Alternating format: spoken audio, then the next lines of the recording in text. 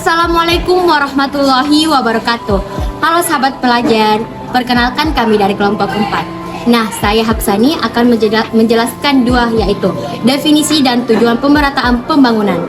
Pemerataan pembangunan adalah pembangunan yang dilaksanakan secara merata dan adil pada setiap daerah yang ada di tanah air.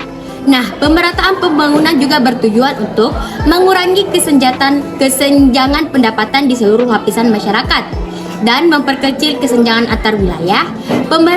Pemerataan infrastruktur sehingga kemiskinan dapat berhasil dituntaskan. Nah, selanjutnya kita akan membahas mengenai masalah.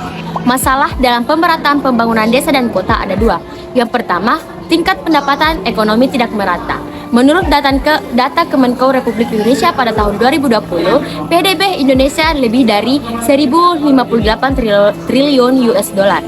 Yang kedua adalah ketimpangan PDRB antara provinsi tahun 2018 yang paling tertinggi yaitu di DKI Jakarta yang mencapai sekitar 2,6 ribu, sedangkan yang paling terendah yaitu Sulawesi Selatan mencapai dengan 462,34 ribu.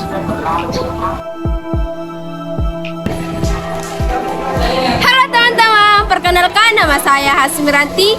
Saya akan menjelaskan tentang latar belakang pemerataan pembangunan desa dan kota.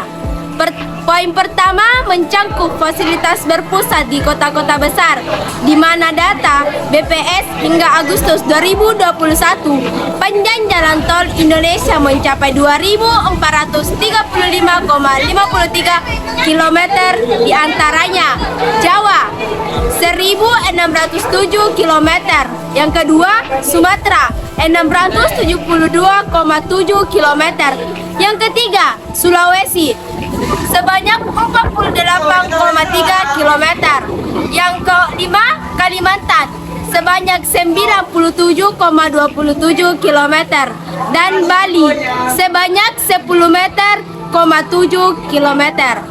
Salah satu contoh ialah prasarana jalan raya rel pelabuhan yang hanya melayani masyarakat kota, sedangkan bagian jalan desa yang sudah seperti telah diaspal di Papindang Cor namun baru mencapai 30%. Halo teman-teman, perkenalkan nama saya Riswayanti. Nah, di sini saya akan menjelaskan poin kedua tentang latar belakang pemerataan pembangunan desa yang tidak merata. Nah, sebaran penduduk Indonesia menurut wilayah 2020 ada sekitar di Pulau Jawa yang luas 7%, di sini dihuni sebanyak 56% penduduk. Nah, wilayah lain yaitu 93% tersebar penduduk sebanyak 43%.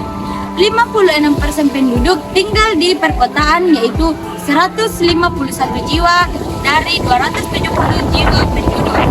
Poin ketiga yaitu ketimpangan penghasilan antara kota dengan desa, di mana pada desa BPS 2019 upah buruh di kota 2,88 juta, sedangkan di desa 1,88 juta. Sekian. Halo, saya Nur Andika akan menjelaskan pada poin latar belakang selanjutnya. Dapat dilihat pada ketimpangan sarana dan prasarana antara kota dan desa, di mana kondisi jalan tol di kota dan kondisi jalan di desa sangat berbeda untuk selanjutnya. Nah, mari kita saksikan contoh pemutaran video jalan tol di kota dan jalan di desa.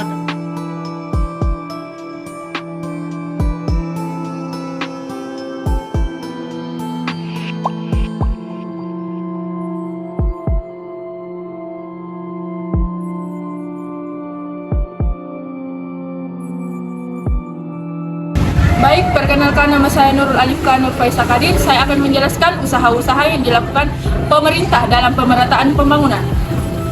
Mempercepat pembangunan infrastruktur di desa. Dengan hal ini diharapkan akses antar daerah akan menjadi semakin mudah sehingga memicu kegiatan ekonomi semakin aktif. Telah direncanakan dilakukan pembangunan wilayah bagian pembatasan terpencil yang tertinggi. Contohnya, pembangunan perbatasan dan infrastruktur jalannya tujuan menggerakkan ekonomi pedesaan dan daerahnya. Tertinggi, meningkatkan daya saing nasional, pemerataan mengurangi Dispras.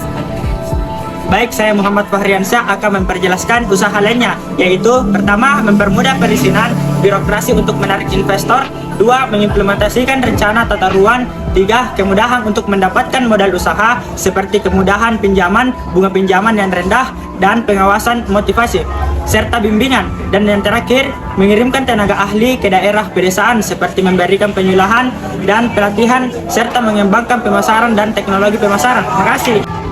Baik, saya Muhammad Fahri Romi akan menjelaskan beberapa poin mengenai satu, mengembangkan sektor pariwisata di daerah pedesaan seperti wisata alam. Wisata alam yaitu mencakup pegunungan, pantai, gua, panorama, dan lain-lain.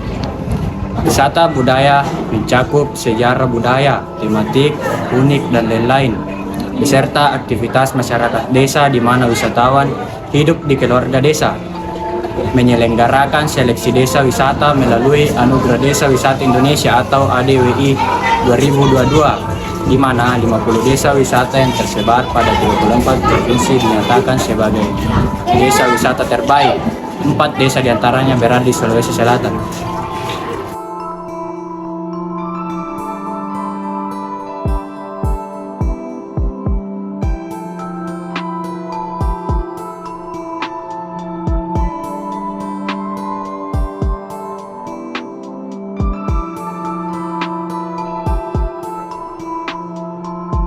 Halo teman-teman, nama saya Hairudin akan menjelaskan pemerataan kebutuhan pokok dan tenaga kerja seperti bantuan langsung tunai, program bantuan pemerintah berjenis pemberian uang tunai atau beragam bantuan lainnya baik bersyarat maupun tak bersyarat untuk masyarakat miskin, bantuan beternak sapi atau kambing, pinjaman KUT untuk modal musim tanam dan modal usaha mikro.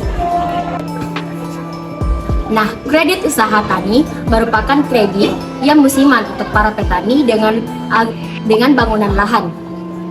Sedangkan yang diharapkan dari petani yaitu kegiatan usaha lainnya yang melalui peningkatan penggunaan input produksi. Dengan adanya peningkatan penggunaan input berarti mampu meningkatkan produksi dan pada akhirnya dapat meningkatkan pendapatan petani.